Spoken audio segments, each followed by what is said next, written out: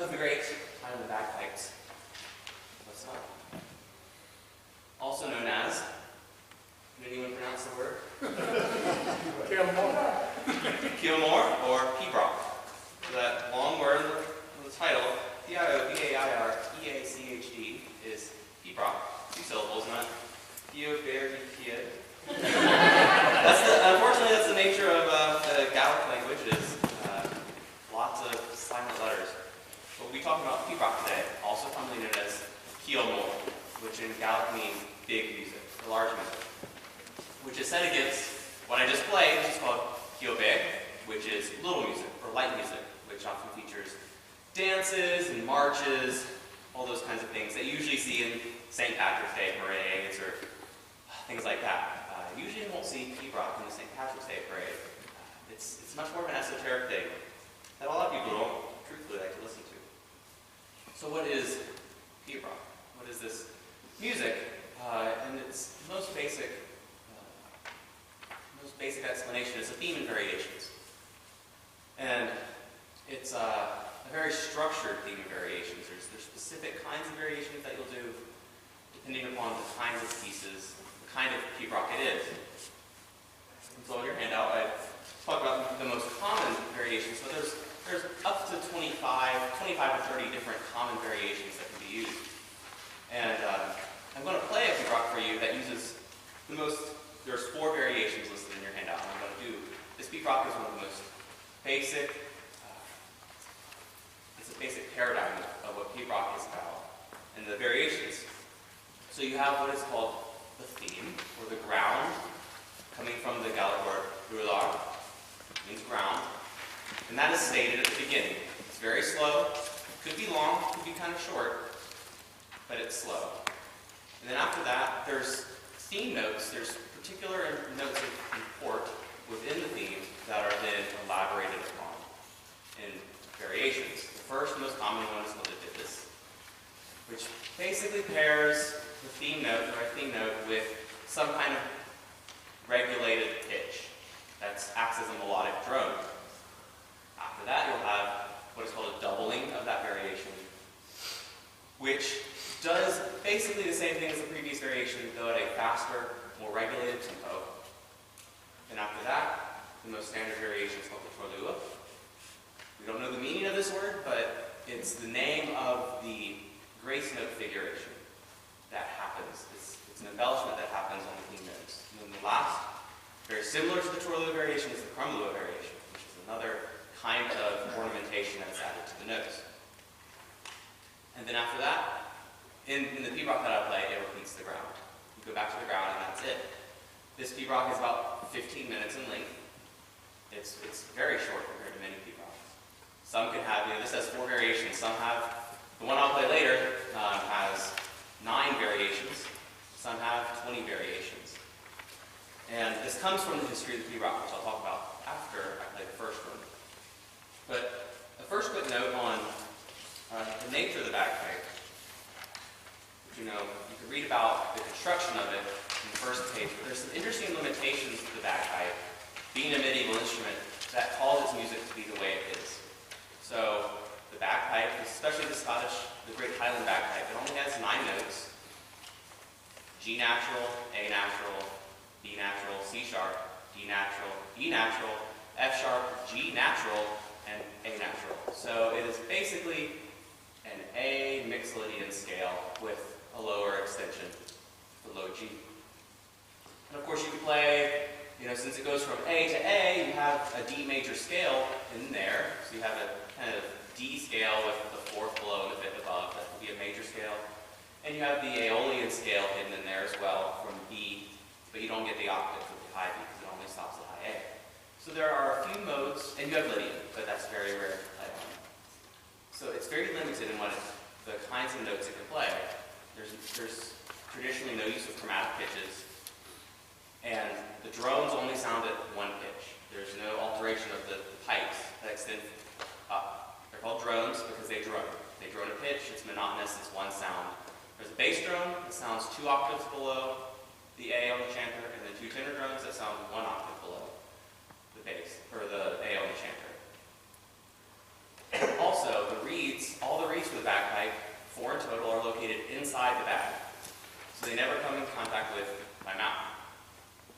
This is unique compared to other woodwind instruments who have access to the reeds. They put them in their mouth. And having access to the reed gives you capabilities of articulation. Your tongue, ta-ta-ta-ta-ta. You can't do that on the bagpipe. So there's an interesting system of embellishments that have been added to the music that create expressive articulations within the music. There's actually so many grace notes in bagpipe music that they usually exceed the number of melodic notes. A good bagpiper, or most bagpipers, I mean most people who don't play the bagpipes usually even won't even recognize these grace notes because they're so fluidly incorporated into the music. But that is how the bagpipe articulates rhythm, expression, repeated notes.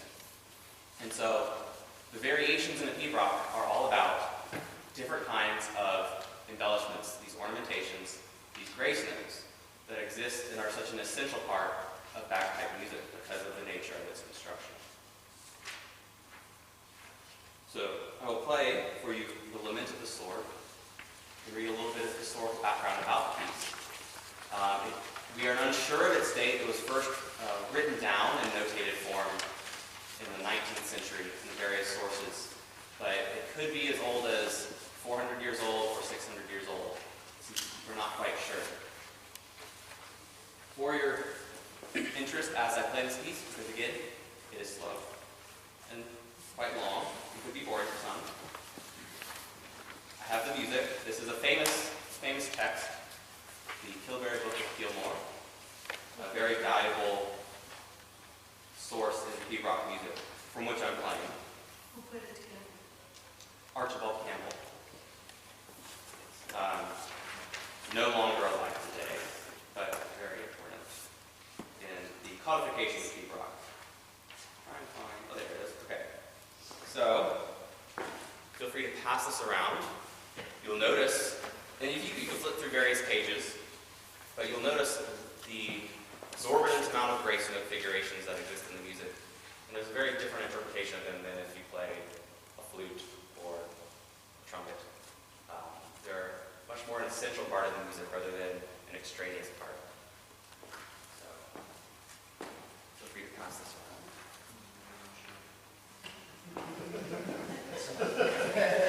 So again, the variations outlined in your handout are what I'm going to go through. It starts with a ground, the theme. And then there's the first variation, which takes the theme notes of the theme with a melodic drone. Then the doubling of that, which makes it a little bit more rhythmically exact. And instead of having a melodic drone, it repeats the pitch of the theme note. Then the Torlua variation, the Torlua being a kind of decoration, ornamentation, that is applied to each theme note. And then the Torlua variation, again, kind of decoration. And then the repeat of the ground.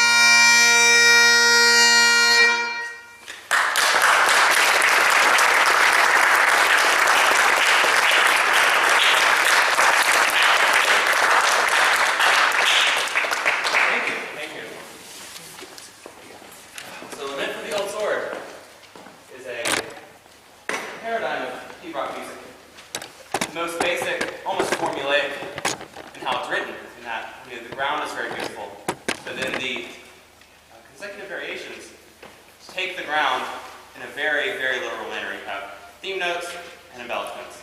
And there's not much evidence of any kind of extra compositional idea in the variations. It's very strict, very straightforward. I mean, it's great for someone first learning Pibroch to study this, because it's so straightforward in how it works. The research that I've been doing the past couple years has been related to the origins of this music. And the origins of most things in Scotland in the Middle Ages is rather hard to ascertain because of the dearth of recorded evidence. And there's a number of reasons for this. During the late Middle Ages, there was numerous invasions into Scotland, which resulted in the pillaging of many towns and the burning of many important storehouses of information, particularly churches. And then this happened again during the Scottish Reformation of the church, and many churches were destroyed at this time. Again, in the Middle Ages, churches were the storehouse of knowledge. That's where most knowledge was preserved, and the destruction of these churches led to the destruction of vast quantities of sources for research. And then lastly is the heavy reliance on medieval Scotsmen in the use of oral transmission of information, particularly music.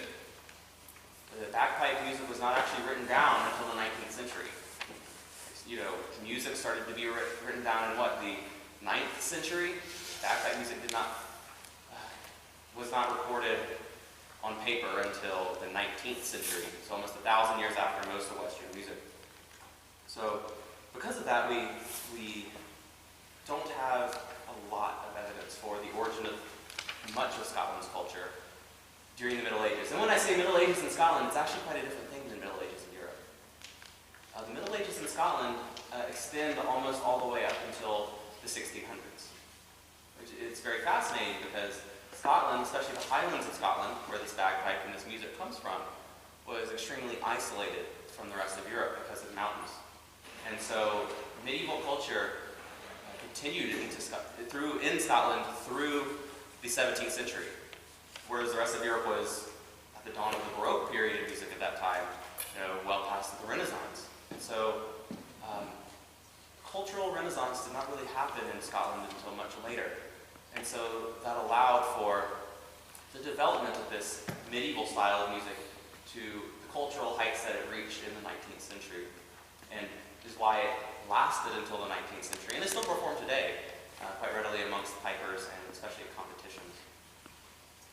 So, the question that I'm interested in is, what are some possible sources for this music, and what can we gain from the bits of knowledge that we have, and some possible theories, educated guesses, and understanding the music and other kinds of music, not only from Scotland, but from other parts of Europe at the time that were imported into Scotland.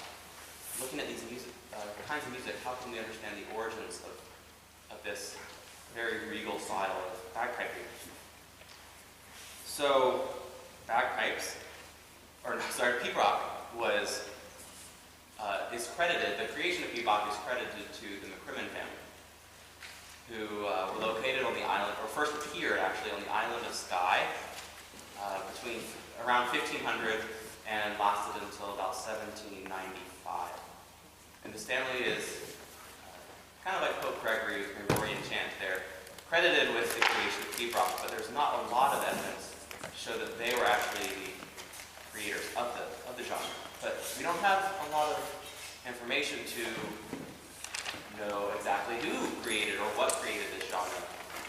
And the MacCrimmons of Skye are an interesting family as well, with lots of questionable backgrounds, because, like I said, they appear on the island of Skye, which is, you don't know your Scottish geography. The island of Skye is actually on the west coast of Scotland. I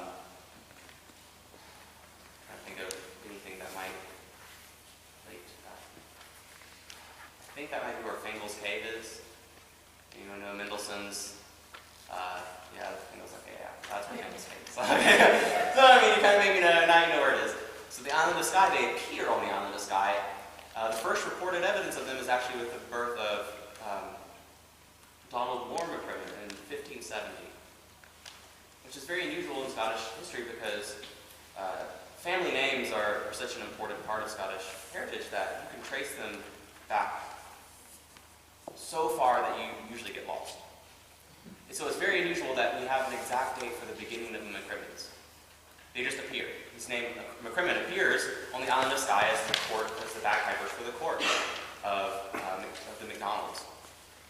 And which is very unusual because if they had been there, the MacCrimmon name would have certainly been recorded and available to us long before that.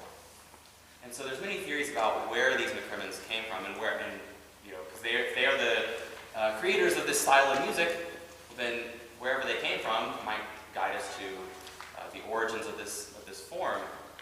Unfortunately, all the theories about where they came from are not able to be substantiated very well. There's theories that they came from Ireland, which is a good possibility perhaps, which we'll talk about in a little bit. Possibly they came from another region of Scotland at the time that was owned by the MacDonalds, but there's really no evidence for that, but it's a possibility. Third is that they're Norse heritage. Again, lots of Scotsmen are from Norse heritage, but there's not really much evidence or reason why they should be Norse. And then the last most unusual theory is that they're actually from Italy, Cremona, Italy, from which their name is actually derived. The MacCrimmons, Cremona, and how they got to Scotland from Cremona is interesting, but it's quite possible because the court of the MacDonalds at that time were making a tour of Europe in the 16th century, and they made it to Cremona, Italy, a great musical center at the time in the Renaissance. And so they might have actually hired some musicians and taken them back to the island of Skye, which is why the MacCrimmons might have just suddenly appeared in the island of Skye. Again, there's not really much evidence for this, though. It's just speculation. So, searching for the origins of Pibroch with the MacCrimmon family is rather fruitless. So, we have to search outside of this mythological, perhaps, heritage of Pibroch with the MacCrimmons and look at other forms of music, perhaps, that might have influenced the creation of this in the bagpipes. So, interestingly, the MacCrimmons do appear in the 16th century, the court of MacDonald. Up until that point, in Ireland and Scotland, the bagpipes were not extremely popular, and the most popular instrument in the court was the harp, the Celtic harp. And the MacDonalds, on the island of Skye, had numerous, very famous, prolific harpers, well-trained at the time. And then the MacCrimmons had come along, and right when they come along is kind of the decline of the Celtic harp's popularity across the British Isles, and it's supplanted by the bagpipes, especially after the MacCrimmons create a very famous school for the bagpipes. But there's a lot of evidence in the music of the Celtic harp from this period that it might have some similarities to Pibroch's style. We don't actually have any of the harp music from this period because it is all lost.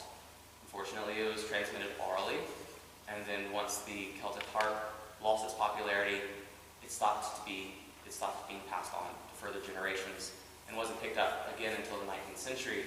And so most harp music you hear today is either based on Piobaireachd, the light music, which was composed starting in the 18th century, or it's based on Pibroch, taken from bagpipe repertoire. But we do have some interesting sources that give first-hand accounts of what this music sounded like, which really sounds a lot like Pibroch. And I've actually excerpted a quote on page 4 of your handout. So you've heard of Pibroch now. So this excerpt, some of the things in this sound like Pibroch.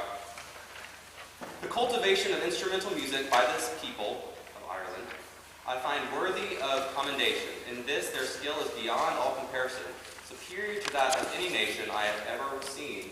For their music is not slow and solemn, as in the instrumental music of Britain in which we are accustomed, but the sounds are rapid and articulate, yet at the same time sweet and pleasing. It is wonderful how, in spite of the great speed of the fingers, the musical proportions are flawlessly preserved throughout. In the midst of the most intricate arrangement of notes and complicated modulations, and how amid a velocity of notes so pleasing and regularly so diversified, a concord so discordant, the melody is preserved, harmonious and perfect by the faultlessness of their art. They glide so subtly from one mode to another, and the grace notes support so freely and with such abandon and bewitching charm around the steady, heavier tone of the theme. The perfection of their art appears to lie in their accomplishing all this with the greatest seeming ease and without the least appearance of effort. So there are many descriptions in this. This description, we know, it's from the 12th century, in fact, hundreds of years before the MacCrimmons arrived, of a style of music practiced on the harp in Ireland, probably Scotland as well, because Irish and Scottish harpers had lots of contacts. The music is very similar. Lots of the Irish harpers went over to Scotland at this time. This description, harp music from the 12th century, sounds a lot like Bagpipe Pibroch that starts in the 16th century. So this shows a possible connection to early harp music. And there's some interesting examples of Pibroch in the bagpipe repertoire that show possible relations to some kind of earlier style. So unusual Pibrochs that don't quite sound like they should. So one example of this, the title of which even hints more at the origins of it being harp music, is the Lament for the Harp Tree, possibly mistranslated, and it's supposed to be the Lament for the Harp Key, and that tunes the harp. But either way, it's a bagpipe piece about a harp. Very strange. This piece is very unusual in the repertoire. It's the longest of all Pibrochs, by far. And there's a few compositional things about it that are rather unusual. The whole piece is written in the pentatonic scale, except for a few parts where there is the low G. So we're basically in the scale of D major, two sharps. So G is outside of the pentatonic scale. This note is rather unusual because it stands out. And most Pibroch is written in some kind of pentatonic scale. It's folk music. So why is there this G that just kind of happens? And this is actually a very common thing in pipe music even today. Because of the limitations of the range of the bagpipe, bagpipers, if they are ever asked to play a tune such as America the Beautiful, or some hymn that exceeds an octave, oftentimes they have to fudge the melody a little bit by playing, if it's a high note that they can't reach, they just play the highest note on the chanter. If it's a low note that they can't reach, they just play the lowest note on the chanter, which is G. And so the presence of the G in this pentatonic piece possibly shows that the original melody of this piece exceeded the lower limits of the chanter, and so the bagpiper just played the lowest note possible to give the same feeling of this piece. Furthermore, the grace noting figures in this piece, a number of them are very unusual, and some of the variations are very strange and not characteristic of Pibroch. And some of the grace note figurations are extremely elaborate, but could easily be played on a stringed instrument like the harp. So this excerpted text, along with a few early Pibroch pieces, show that it might have some connections with early harp music. What I am particularly interested in, there's one more interesting thing that shows maybe a connection with harp music, is the style of articulation. In bagpipe articulation in Pibroch, it's interesting, the grace noting figures don't come before the note, as in classical music, they come after the note. So all the embellishments that I'm doing are written after the theme note, not before. And in a harp, in an instrument such as the harp, if you play a large collection of notes very fast, you have lots of vibrating strings, right? And so if the theme note happens to be one of those vibrating strings, you have to pluck a string that's already vibrating. Which, if you're a harpist, you know that that's not the best technique. You usually need to dampen the string, or just not play that string, because repeated articulation of notes on a vibrating string is rather muddy and not well suited. On the bagpipe, there's really no reason to put articulations after the note. You can play them just as easily before or after. But the fact that they're after is unusual, particularly that they're all after the note. And so this shows that perhaps the articulations, the grace-noting figures, since they're after the theme note, might find some relationship to harp playing, because it'd be much easier to play the theme note and then play some articulation around it, rather than play the articulation and have a bunch of vibrating strings and then try to pluck a string that is already vibrating. What I'm really interested in, because this is kind of the predominant theory of where bagpipe music comes from. What I'm interested in is the possibility of bagpipe music coming from a different musical genre that was present in Scotland at the time, particularly the vocal genre. And what vocal music was present in Scotland and most of Europe during the Middle Ages, but that of chant, particularly the liturgical chant. And there's a number of sources for Celtic liturgy. Not many, but there's a few. I've listed them in your handout.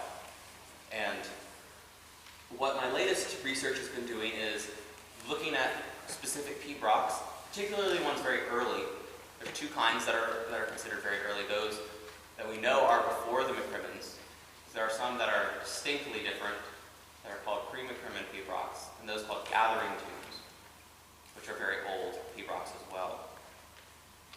The gathering tunes came from the original use of the bagpipe in the Middle Ages, which was as an instrument of communication. In the Highlands of Scotland, there was not an easy way to communicate without travel, but this instrument being so loud, it would carry very easily over the mountains to your neighboring clans, and so you could communicate musically. And so there are many tunes designed to communicate messages such as, we're going to have a meeting, everyone come to the clan headquarters, or there's an imminent battle, please come help us, someone has died. There's many different kinds of tunes that were used to communicate, called gathering tunes. And they're extremely simple compared to mature Pibroch. The interesting thing about these gathering tunes and the pre-MacCrimmon Pibrochs is that the structure of them is very much like recitation. If you're familiar with any kind of chant recitation, there's particular parts. You have an intonation, something like, there's an intonation, then you get to a reciting pitch, which you kind of sing a lot in a sentence, and then you might have something that kind of flux around it, because you have a little medial cadence, and then you do this thing for a little while more until you finish your sentence, and you might have a final cadence. You know, that's a recitation, you know.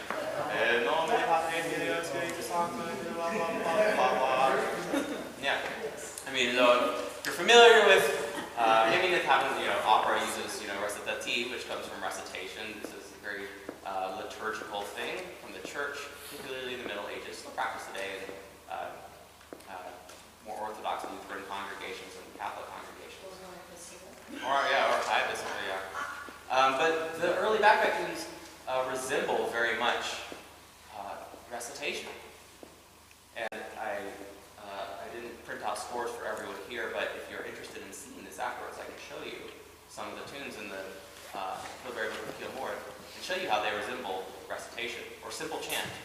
A lot of them have very stepwise lines, not lots of leaps, very repetitive. You know, the piece that I played, you had a full gambit of notes. It wasn't pentatonic. It played, I think, every note in the scale available, and had, you know, leaps of a minor seventh. These earlier chants, or these earlier Pibrochs, the biggest leaps are usually a third or a fourth, never an octave or a seventh. And they usually begin low, get up to some kind of pitch that they hover around, and then they end low. Very much like recitation.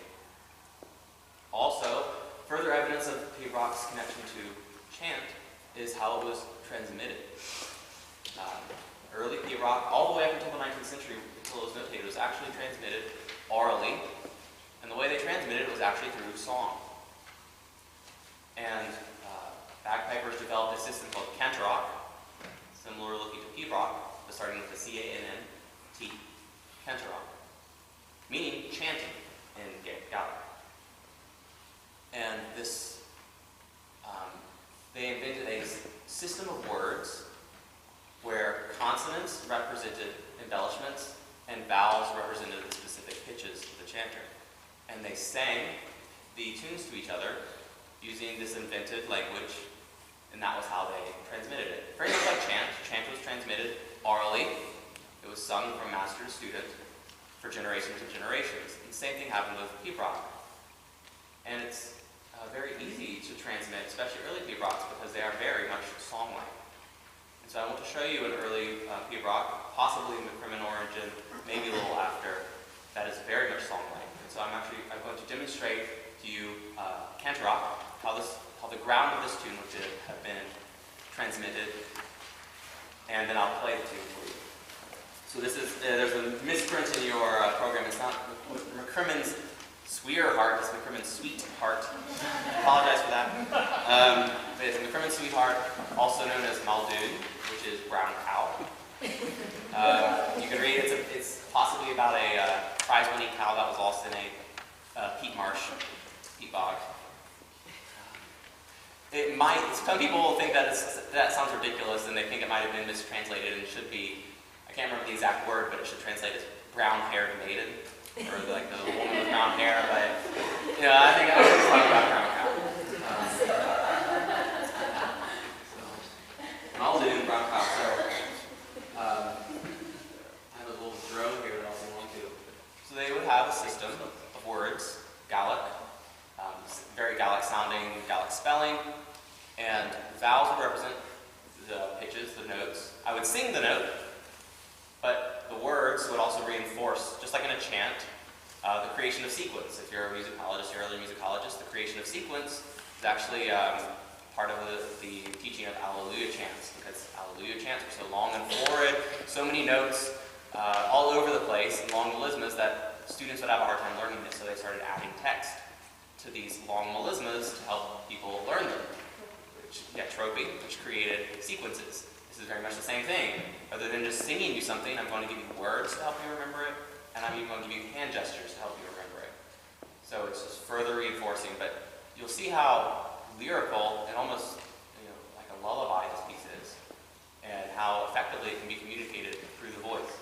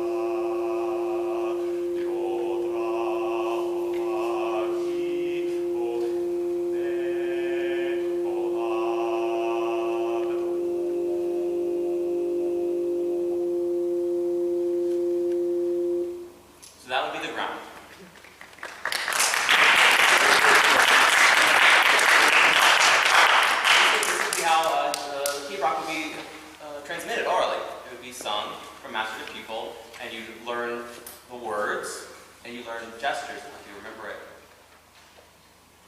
And you can see how this,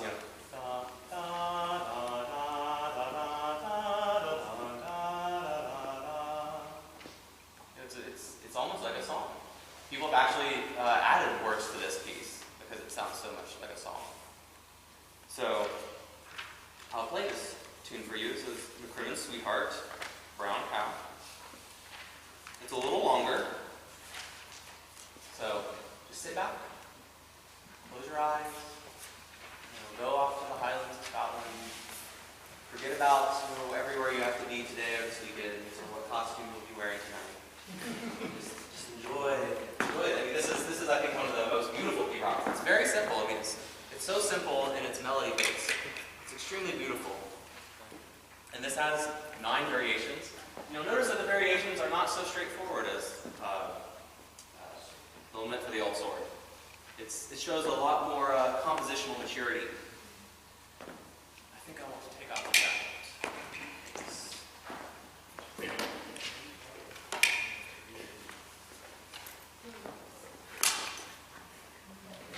Again, if we happen to run over, don't hesitate to leave if you have to be somewhere. I know we all have our schedules.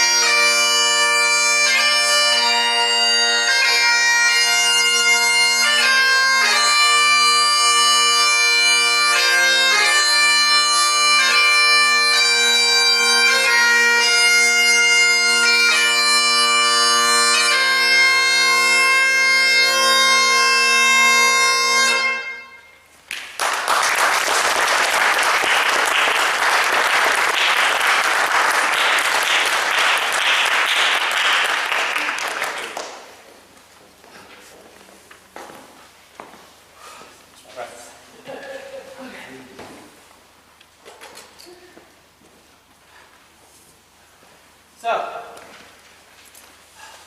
I'm still doing research on this topic. I am far from done, but as I said, my current project is looking at early Celtic remnants of vocal liturgy and early Pibroch, and seeing how they relate and possibly showing how there might be some influence there. While it might not be exclusively influenced by vocal music or exclusively influenced by harp music, there might be both. But there hasn't been much research done into how vocal music might relate to the origins of the Pibroch genre. And that's it. So.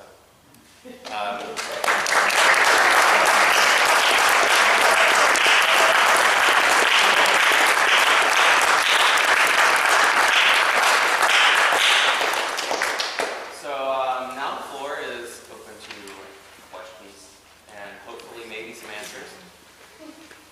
Yes? Yes, the manner of stepping as I play, that's totally idiomatic to myself.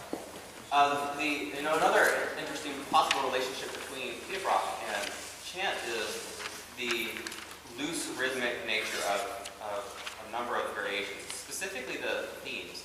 Usually the themes are not rhythmicized. If you see modern notation of them, they're put in 4/4, 3/4, something like that. But it's very fluid, and there are certain nuances that sometimes have to be literally still passed down from master to student.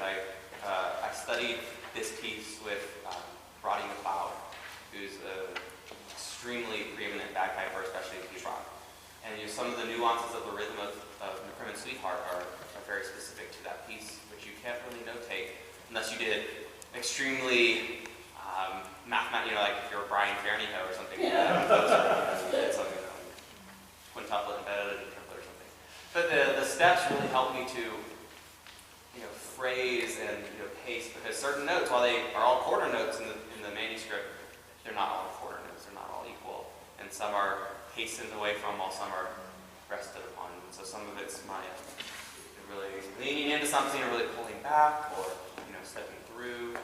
So that's completely idiomatic to myself, but I was certainly encouraged to have other bagpipers who went through Pibroch. Rather than just kind of walking or standing, it really helps you, especially in the more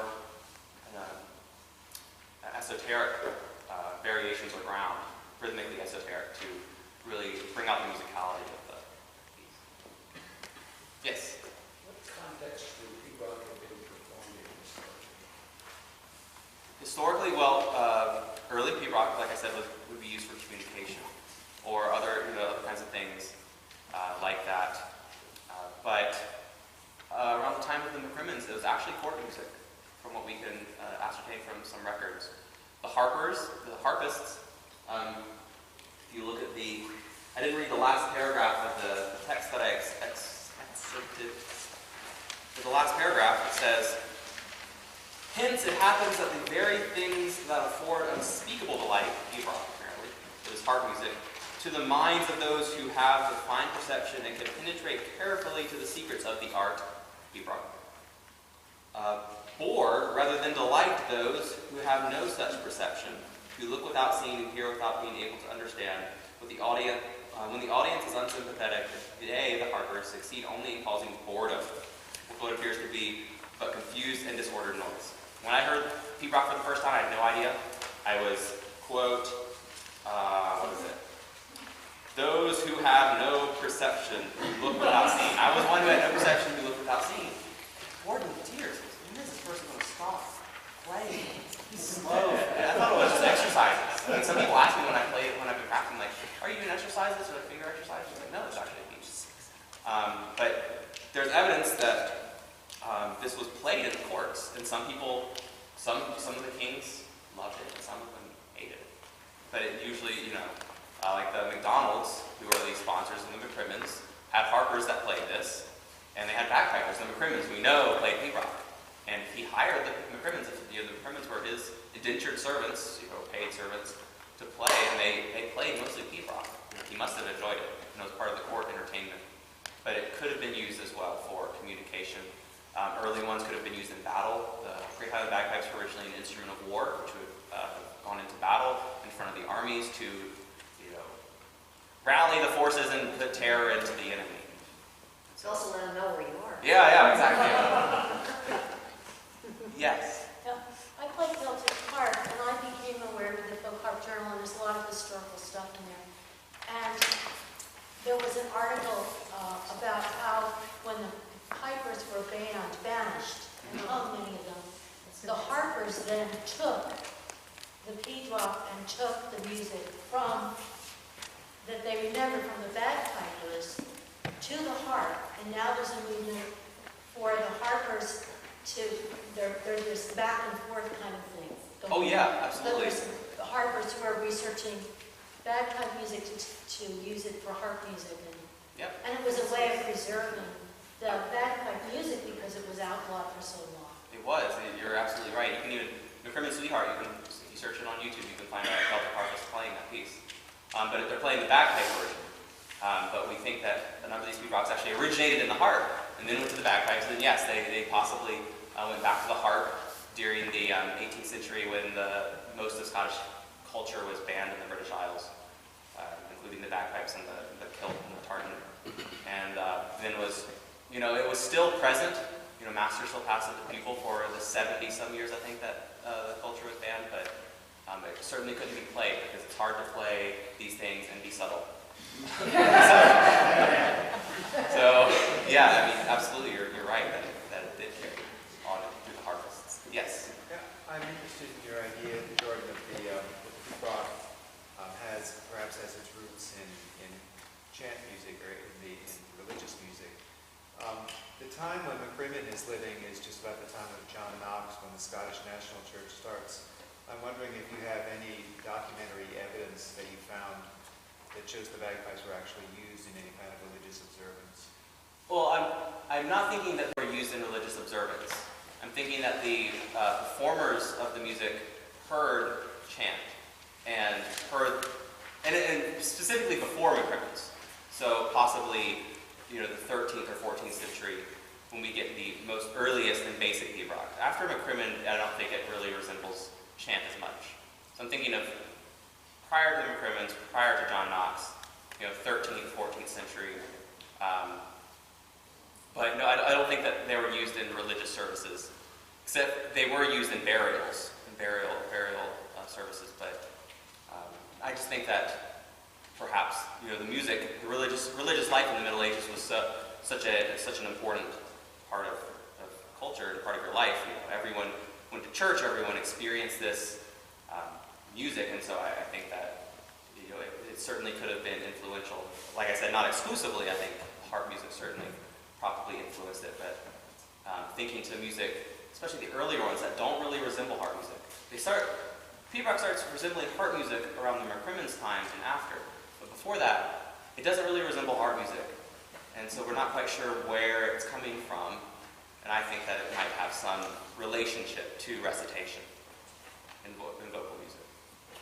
Yeah? This is a different topic, but since the first song that you played, the Song of the Sword, mentions the Ossian tales, I'm just wondering, what is the position of scholars in this field vis-a-vis Macpherson and that whole controversy with the Ossian poetry? Is this something that's out of Macpherson's stories of Ossian? No, we don't actually know what story, why it's called the Lament or the Old Sword. This is just scholar speculation, like, well, what famous swords are in Scotland? This is a possible program, but we have no idea actually of the program of MacCrimmon Sweetheart or of the Lament for the Old Sword. There's only speculations, and these are the most popularly used ones. Yes? In the music, I noticed very much the same. Kind of just has a T and a C underneath the notes. Is that because whenever you learn Pibroch, that you just already know what the embellishments are going to be for those variations? So Yes. you can see where you know how to play. Yeah, pretty much all Crunluas are the same, and all Torluas are the same. And so rather than notating out every single grace note that happens, they just put that there, and you just know how Like a trill or mordant symbol. Yeah, like a trill or mordant symbol.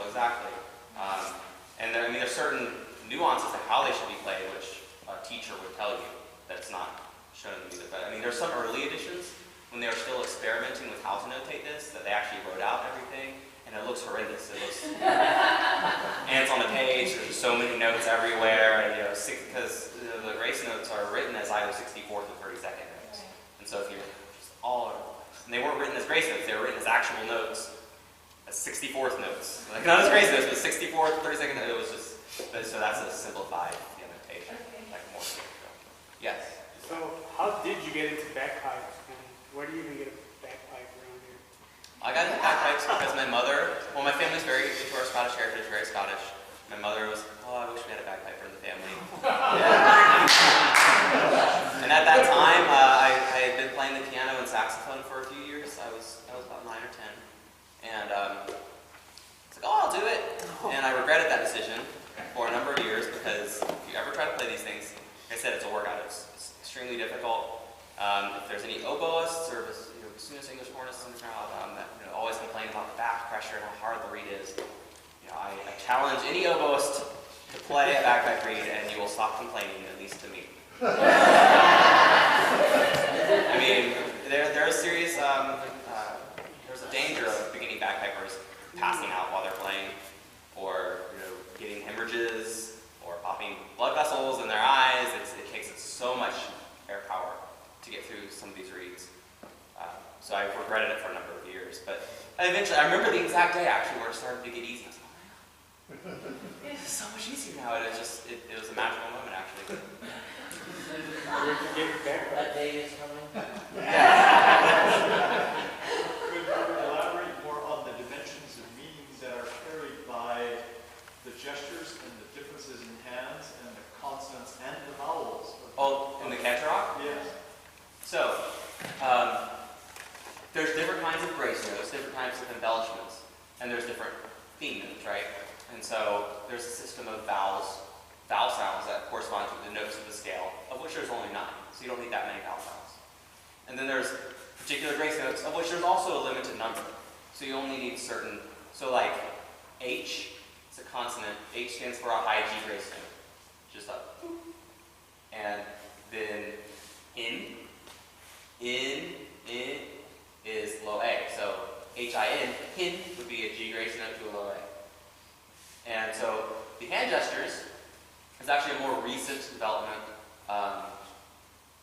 It said in the program that is actually most promoted by, I can't remember his name, but some kind of program.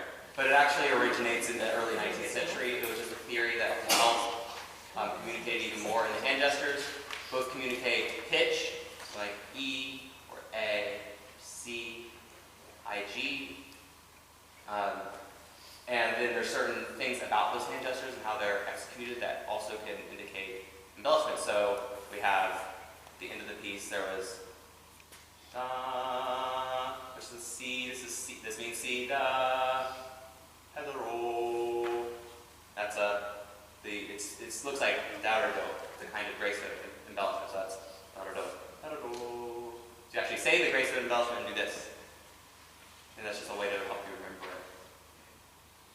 And it's not completely systematized actually. There's a couple different systems. The most popular one is I'm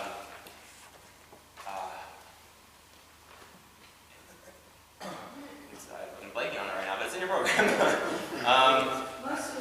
The Netherlorn Cantor-rock.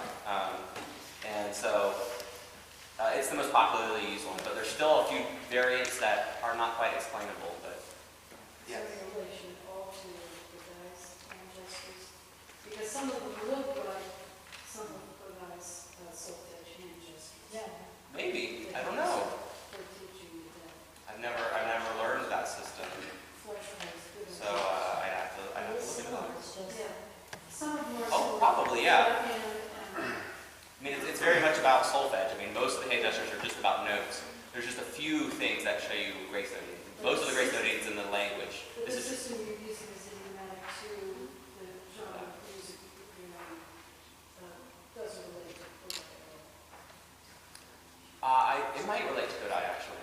I don't know. I've never seen that. It would be interesting to see. But the language, the Cantor-rock's language, does actually relate very much to the sounds, the idiomatic sounds that the notes make. So the high note, the F, in so it's really high, and then you get in the low, so it's a little bit more. Your mouth is closed because it's in. Then you have E for a high note, so it's and then day, then O. So as you go lower in the scale, your mouth gets more closed, and as you go higher, the scale gets more open, and you get more bright vowels. So the vowels in the language do represent idiomatic sounds in the instrument, and the consonants as well. Any further questions? That's one that has nothing to do with music, but your last name is Key. What's the term of the term? Mackay. M-A-C-K-A-Y. Yep. They are exactly related. Key's just a transliteration or whatever through immigration. Any relation to Angus Mackay? Am I related to Angus Mackay? Any relation? Yeah. Piper I am of Queen the same Victoria. clan, but I have not traced my lineage back. But yes, I mean we are from the same area of Scotland. And we've traced my grandmother's very into genealogy, and we've traced our heritage back to Scotland through a number of our families, and we are from the same region as Angus Mackay. So it's very possible that we're related in some way. Francis Scott Key or something? No, Francis Scott Key is not actually in there, but William the Conqueror is actually in there. Conqueror's book, so wherever that means. Conquer back. Yeah. Yes. When did your ancestors come to North America? My father's was, I think, about 5 or 6 generations back, and I think my mother was further than that. Before Ellis Island. It wasn't Ellis Island immigration, it was before that, but the name slowly Before the changed. clearances and stuff? Yeah, oh yeah, before that. Yes? And you had said that it was sort of after the turns that we start to see more harp-inspired Pibrochs. Yes. So before that, do you know if the snowing style was different? It's much simpler. Usually the last variations, the Torlua and the Crumlua, which, I mean, if you heard, you have very, dum ba da da dum bum ba da da dum bum ba da da dum. There's 1, 2, 3, 4, 5 or 6 grace notes in that configuration. I mean, very automatic, something that you do, right? But before that, we don't get those kind of variations in the gathering tunes. Gathering tunes are usually one extra variation, maybe 2, very similar to the theme, but not very different. And the grace noting was before the beat or after the beat still, or is it no? Well, when I talk about the grace noting before or after the beat, it's very much specifically the Torlua and Crumlua variation. The variation style in the early Pibrochs is rather ambiguous. They're variations. They're not systematized variations. And so the grace noting, there's not kind of a systematized, like this is the Torlua variation where every note has a Torlua, and this is the Crumlua where it's just kind of like, oh, there's some different grace notes. Or maybe you've changed a few of the melody notes or added a few melody notes. But there's not really any kind of specific grace noting style that would point to anything like the harp, like the Torlua, Crumlua, or Crumlua at all. Yes? How does that relate to improvisation? How does Pibroch relate to improvisation? Do the grace notes lend themselves to improvisation? Absolutely. I mean, Pibroch was improvised originally. I mean, usually there would be, like I said, gathering tunes. And it would be very simple because you play them over and over again because they'd have to carry it across the mountain to the other clan, and then they'd have to hear it, and then they'd have to be like, okay, what is that tune? Okay, they just want to have a meeting, or oh, there's a battle coming, we need to hurry. And so they had to play these things over and over and over again for maybe an hour or 2 or 3. And so naturally, if you're going to play the same these melodies are 2 measures, very simple melodies. If you're going to play that for 2 or 3 hours, you're going to get really tired of it.